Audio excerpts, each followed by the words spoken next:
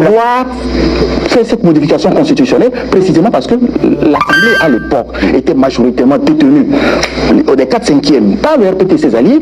Aujourd'hui, depuis 11 ans dont on est en train de nous rabattre les oreilles, aucun des partis parlementaires ne peut à lui seul faire ça. Si on ne le fait pas ensemble, comment on le fait? Alors si on dit qu'on ne peut pas discuter avec un interlocuteur parce qu'on considère qu'il n'a pas un label de fréquentabilité, et bien l'interlocuteur un véritable coup de force constitutionnelle. Il faut le dire, c'est un coup de force contre notre Constitution. On est en train de passer à la tronçonneuse. Il est donc important que le GMC sorte. Et surtout, dans notre mission qui est d'informer les populations, qu'on puisse sortir et dire la vérité aux populations. Le président Abéron l'a rappelé, nous avons actuellement des pseudo-experts qui viennent essayer de défendre l'indéfendable. Ce qui est en train de se faire actuellement au Parlement, c'est quelque chose qui est anticonstitutionnel et nous ne pouvons pas l'accepter. Voilà donc l'élément qui a motivé notre sortie aujourd'hui. Ensuite, il y a eu un parallèle qui a été fait avec le Sénégal. Lorsque le président Macky Sall s'est rendu compte qu'il n'avait plus la possibilité de briguer un troisième mandat, qu'est-ce qu'il a fait? Il a essayé de mettre en place une espèce de... Chers abonnés, soyez les bienvenus. Eh bien, aujourd'hui, j'aimerais qu'on décortique ou bien qu'on analyse un sujet qui est très sensible actuellement pour le peuple togolais. Eh bien, si par certaines vidéos précédentes qui j'ai fait, peut-être que certaines se sont sentis versés ou bien touchés par parce que j'ai pas pris de position ou bien parce que je ne suis pas rangé d'une côté ou bien dit les mêmes choses que ce qui dit pour la population actuellement. J'aimerais rectifier certains trucs parce que je ne suis pas en train de soutenir ou bien les propos ou bien l'initiative que prennent les autorités togolais actuellement en ce qui concerne la révision de la constitution togolaise.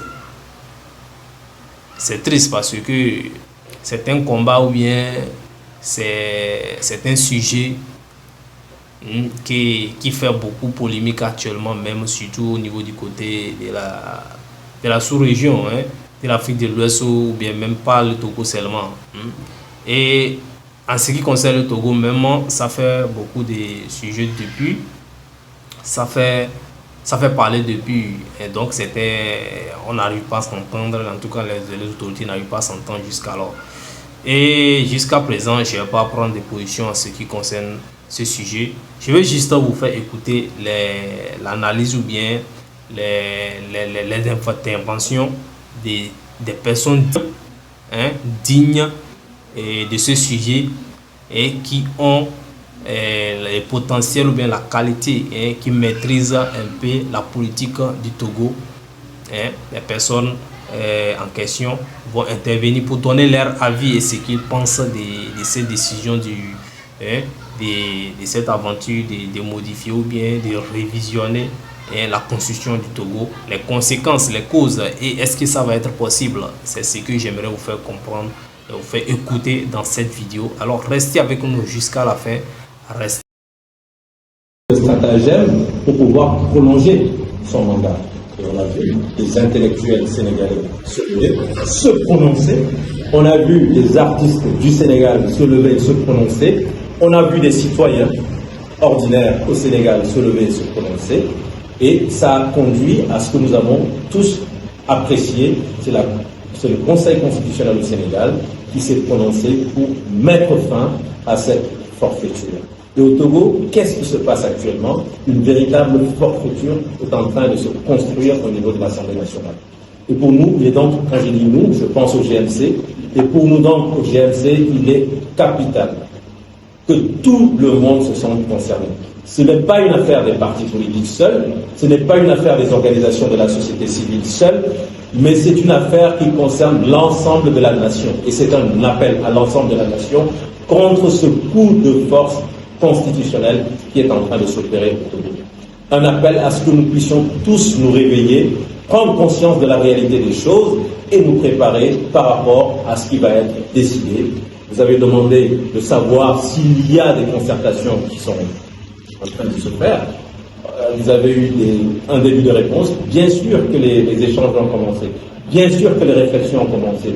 Je pense qu'à l'heure actuelle, il est impensable que quelqu'un reste dans son coin en disant « Bon, seul, je vais essayer de contrer ce qui est en train de se préparer ». Il est prévu, et je suis convaincu que d'ici à la semaine prochaine, il y aura certainement des propositions pour que une grande entité puisse voir comment est-ce qu'elle peut s'organiser et appeler l'ensemble de la population à répondre et à faire face à cette forfaiture. Et bien sûr, ce combat, on ne va pas le mener simplement au plan national. Il est important qu'on dise la vérité, par exemple, à la CEDEAO, qui est très encline à intervenir lorsque vous avez un coup d'État militaire dans un pays. Mais ce qui est en train de se préparer, pour moi, ce n'est pas loin d'un coup d'État militaire. Il faut dire la chose clairement. Ce qui est en train de se faire à l'Assemblée nationale, pour moi, c'est presque un coup d'État. C'est un coup d'État. C'est un coup d'État. Voilà, c'est une tentative sur le coup d'État contre la nation togolaise. Et il faut y mettre fin. Donc il faut dire à la CEDEAO qu'il est temps de prendre ses responsabilités, parce qu'effectivement, M. Akpa, qui l'a rappelé, quand vous lisez le protocole additionnel sur la démocratie et la bonne gouvernance, il y a des points qui portent sur la convergence tout ce qui porte sur les questions politiques. La CEDEAO la gouvernance, la CEDEAO a essayé de mettre en place des éléments afin qu'il y ait beaucoup plus de démocratie, afin qu'il y ait beaucoup plus de cohésion nationale, etc., etc. Et les choses, quand vous lisez ce passage, c'est extrêmement clair. Ce qui est en train de se faire actuellement au Togo est en train d'aller à l'encontre des principes de convergence de la CEDEAO en termes de gouvernance. Et donc la CEDEAO doit être interpellée, elle doit intervenir, et si on décide d'aller au niveau du Parlement togolais, il faut demander à la CEDEAO peut-être de prendre des sanctions, comme elle a pu prendre des sanctions contre le Mali, le Burkina Faso ou le Niger. Voilà, donc, pour finir, je dirais que la situation est extrêmement grave. Nous n'allons pas nous taire et accepter que ce qui est en train de se faire au Parlement passe comme une lettre à la poste.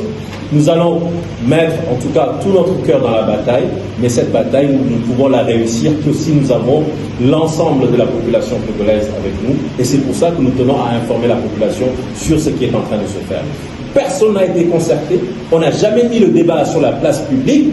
Un sujet aussi important, on décide d'aller le traiter en catimini dans une assemblée qui est caduque, qui est périmée, pour utiliser un terme médical, et c'est cette assemblée qui va nous... Mais s'il ne tient pas ses problèmes, cet interlocuteur va faire ce qu'il peut faire pour ne prendre pas parole comme il peut le faire. Et là, je vous ai donné l'exemple. Il a repris. La constitution du Togo.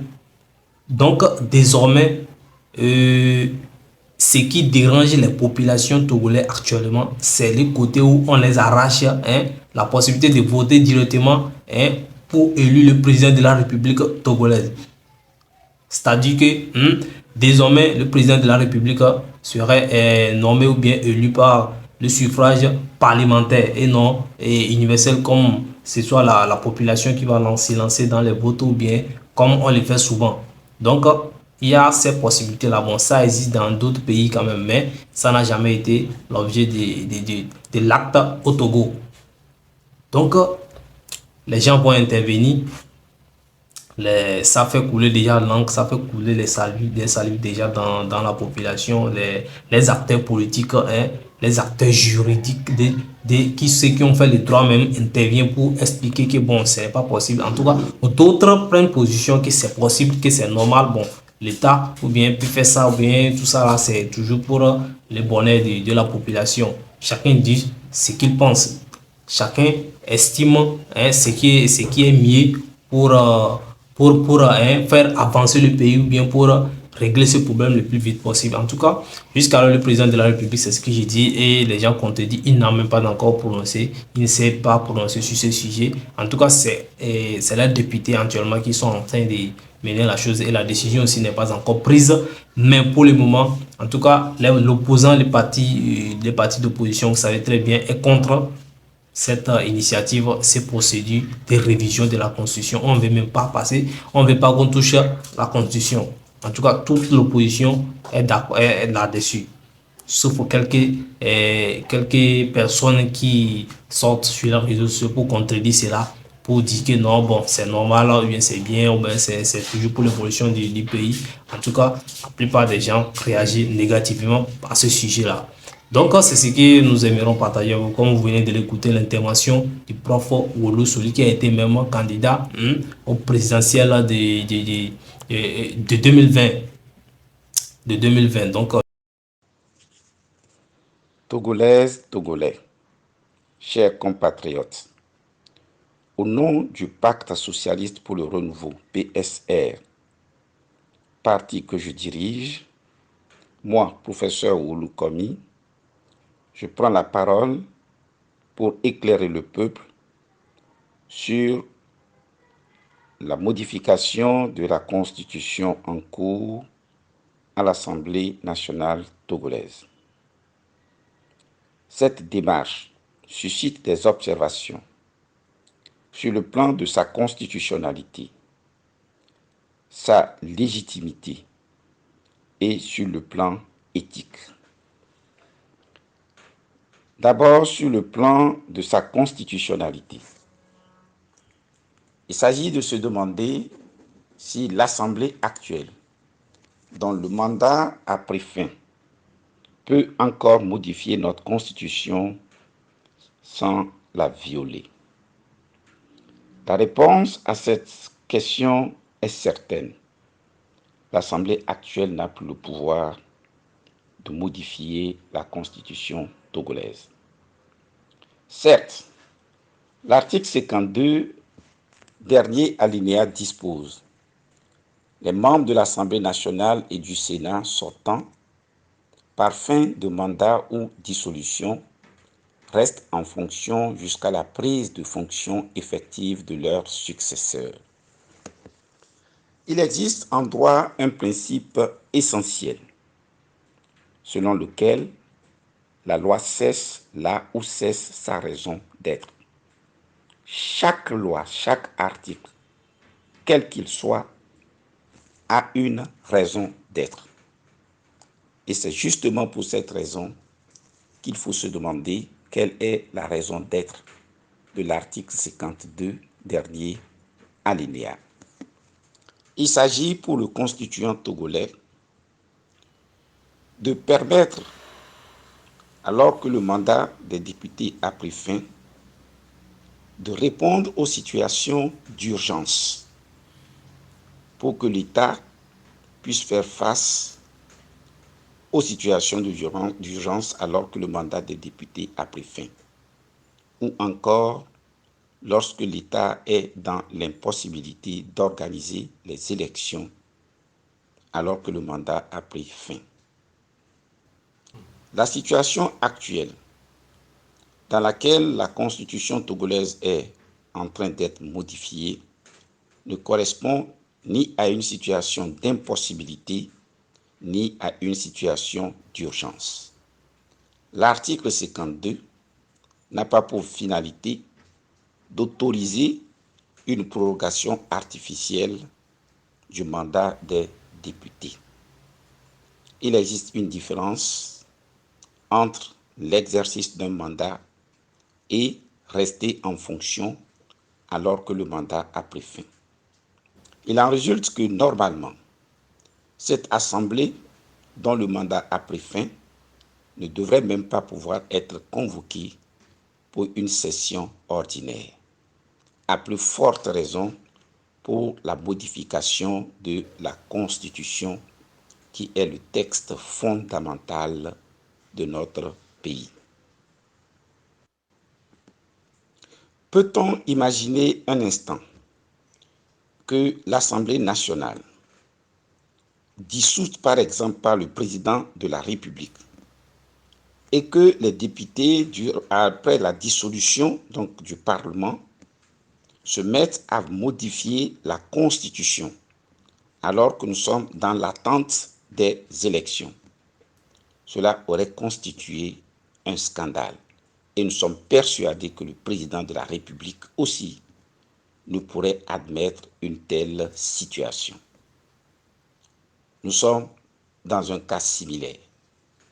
Le mandat des députés, selon l'article 52, a pris fin Ils sont simplement en fonction pour répondre aux situations d'urgence, pour donner à l'État le moyen de pouvoir réagir dans les situations d'urgence ou lorsqu'il s'avère que l'élection devient impossible. La loi cesse là où cesse sa raison d'être. Nous ne sommes pas dans ces situations, alors le Parlement n'a plus l'entièreté de ses compétences. Sur le plan de la légitimité, l'article 146 de la Constitution togolaise dispose: la source de toute légitimité découle de la présente Constitution. De ce texte, il résulte que les initiatives de l'Assemblée nationale ne seront légitimes qu'autant qu'elles restent dans le cadre des attributions qui lui sont reconnues par la Constitution. Or, en tenant compte des développements précédents, la Constitution ne lui reconnaît pas le pouvoir de modifier les termes même de la Constitution, alors que nous sommes dans une situation de fin de mandat et qu'il n'y a ni urgence ni impossibilité d'organiser de nouvelles élections. La précipitation dans laquelle se fait cette modification de dernière minute indique que l'Assemblée actuelle craint qu'après les élections qui s'annoncent, elle ne soit plus en mesure de procéder à une telle modification, ce qui suppose qu'elle est consciente elle-même de la situation d'illégitimité dans laquelle s'inscrit la modification en cours. Sur le plan éthique, est-il normal qu'une assemblée dont le mandat a pris fin se mette à modifier la plusieurs réactions des personnalités du pays ont intervenu pour dire leur. Et vous allez continuer encore par suivre vraiment la réaction, toujours ce que j'essaie de vous montrer ou bien de vous faire écouter et donner votre avis dans les commentaires. Réagissez et d'ici là, chers frères et sœurs, si vous venez de nous rejoindre, n'oubliez pas de vous abonner et d'activer la cloche de notification, liker la vidéo et partager surtout pour un soutien positif. Alors, et comme vous le savez souvent toujours, nous partageons l'actualité, des faits réels, on donne notre avis, même si des fois ça ne vous plaît pas, en tout cas c'est notre avis. Donc vous aussi vous avez à donner votre avis sur les sujets qui est tellement sensible actuellement. Donc tout le monde a le droit de donner son avis, tout le monde a le droit de prendre ses positions. Donc nous connaissons les combats, ne perdons pas les combats, rassemblons-nous et menons un vrai combat, qu'il soit du côté de l'opposition ou bien le côté de ceux qui sont au pouvoir. Ben, chacun choisit là où il arrange, ce qui choisit ce qui est bien pour lui. Alors, citoyens. Alors, puisqu'il s'agit de droit, je l'ai annoncé tantôt, les députés à l'Assemblée nationale dont le mandat a expiré le 31 décembre 2023, peuvent-ils procéder à la modification de la constitution togolaise? Alors, professeur professeur Olou, pour ne pas vous flatter, à Radio Kanalka, à Radio Avouleté, on ne flatte personne. En tout cas, félicitations à vous en tant que juriste, Tout est question d'interprétation.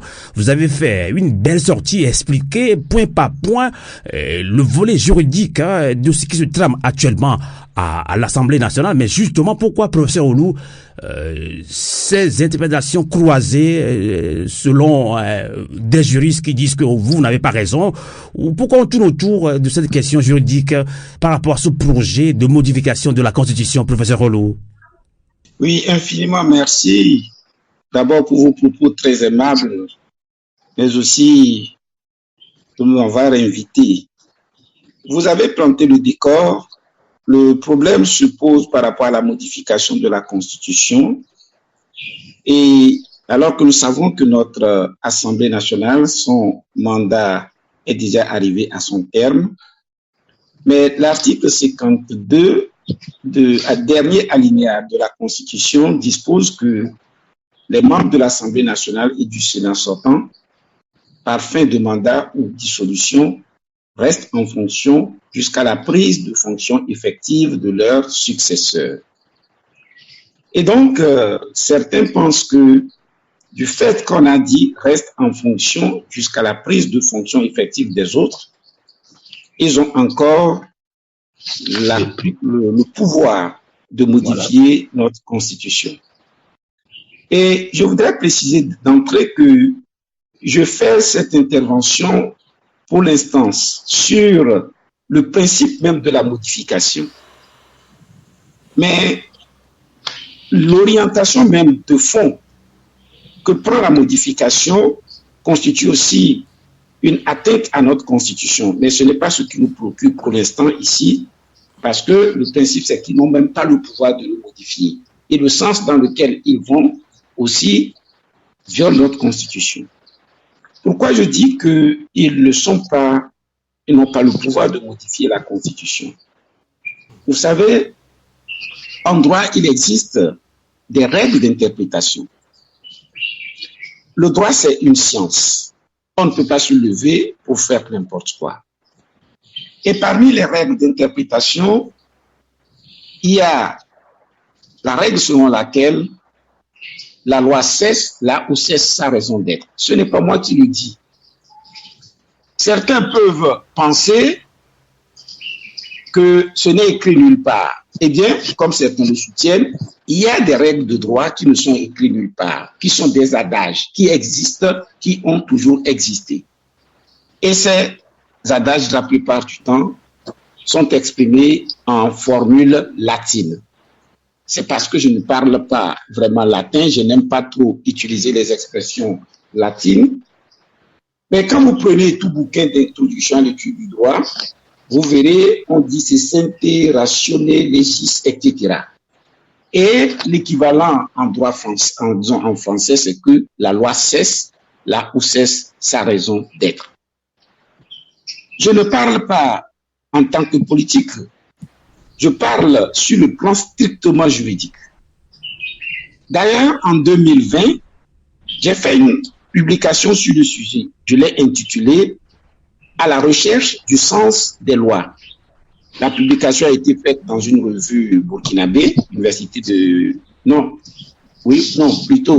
béninoise, université de Parakou, à la recherche du sens des lois, qui place la finalité de la loi au cœur de son interprétation. Toute loi qui existe normalement a une raison d'être. Tout article qui existe a une raison d'être. Alors, pour comprendre l'article 52 dernier alinéa, il faut chercher sa raison d'être.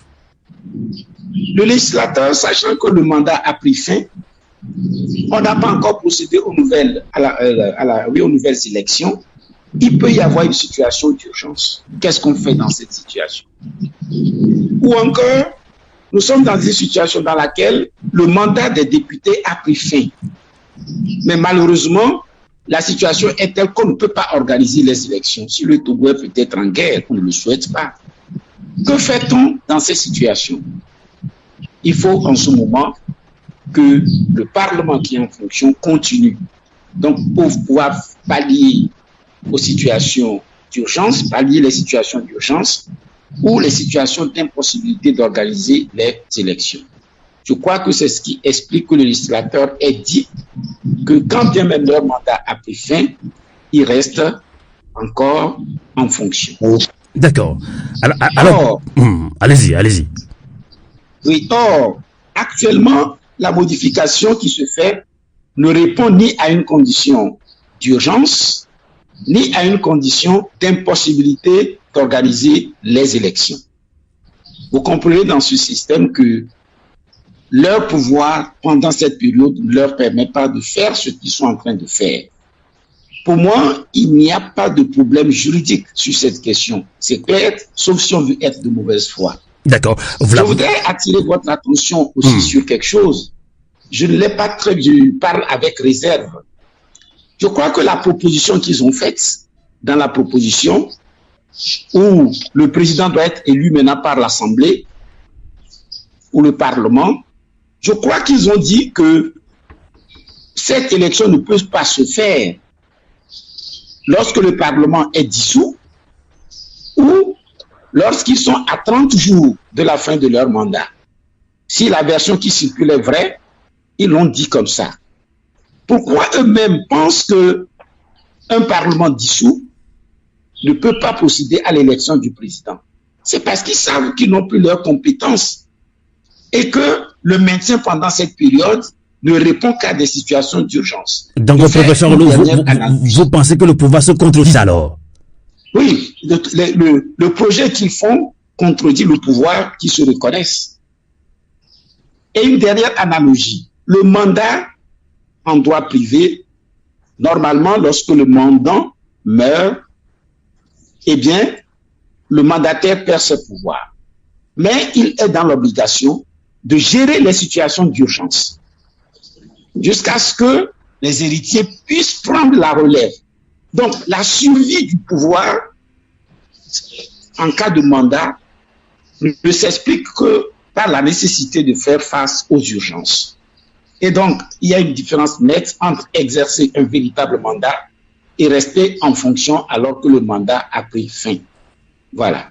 D'accord. Alors, infiniment merci. Justement, on vous a laissé le temps d'expliquer le volet juridique de ce qui se trame actuellement à l'Assemblée nationale. Rappelons que, oui, c'est un poignet de députés qui veulent proposer cette loi qui est actuellement en étude à l'Assemblée nationale. Justement, vous avez expliqué le volet juridique, mais un député, Innocent Kagbara, dit justement le contraire, mais pour vous, en français facile, ce qui se trame actuellement, c'est un coup d'État constitutionnel, un coup de force.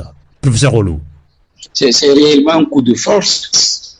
Bon, le collègue Kagbara, et bien évidemment, il est homme politique. Je peux le comprendre sur le terrain politique et il n'est pas juriste, sauf erreur de ma part. Sinon, il aurait compris que la démarche actuelle est totalement contraire à la Constitution. Donc ici, nous parlons sur un terrain strictement juridique. D'accord. Même si sur le plan politique, il y a aussi à redire. Tout à fait. On va y aller. Alors, merci infiniment. En tout cas, d'ailleurs, on invite encore le peuple togolais à encore réécouter vos déclarations que vous avez faites. Je pense c'était avant-hier. Maître Zeus Atta à Javon, Maître Zeus Atta à Javon également. Salutations fraternelles. C'est un grand ami à nous depuis Canal 4, depuis Radio Avoulété également. Il a pratiquement dit la même chose. Donc, tout est question d'interprétation. Je pense qu'on est en train d'embrouiller le peuple togolais. On va relancer maintenant professeur David Ekoué Dossé qui a une double casquette. Il est le porte-parole du Front citoyen Togo de 2005, il n'y a pas de négociation. On peut avoir fait cette modification constitutionnelle précisément parce que l'Assemblée à l'époque était majoritairement détenue des 4/5e par le RPT et ses alliés. Aujourd'hui, depuis 11 ans dont on est en train de nous rabattre les oreilles, aucun des partis parlementaires ne peut à lui seul faire ça. Si on ne le fait pas ensemble, comment on le fait? Alors si on dit qu'on ne peut pas discuter avec un interlocuteur parce qu'on considère qu'il n'a pas un label de fréquentabilité, et bien l'interlocuteur mais s'il ne tient pas ses promesses, cet interlocuteur va faire ce qu'il peut faire pour ne pas parole comme il peut le faire. Et là, je vous ai donné l'exemple. Il a repris les propositions de la commission justice vérité du Togo. Il a fait valider. Ils ont quitté encore une fois de plus l'Assemblée. Comment vous discutez avec des gens qui vident la chaise 2002, ils vident la chaise 2005, ils vident la chaise 2011, ils vident la chaise. Parce qu'on ne discute pas. Mais s'il vous plaît, moi je ne lis pas dans une boule de cristal ce qui va se passer demain ou ce qui va se passer après-demain. Moi je vais vous dire, à chaque situation, il y a un pouvoir qui va vous le dire ce qui va se passer.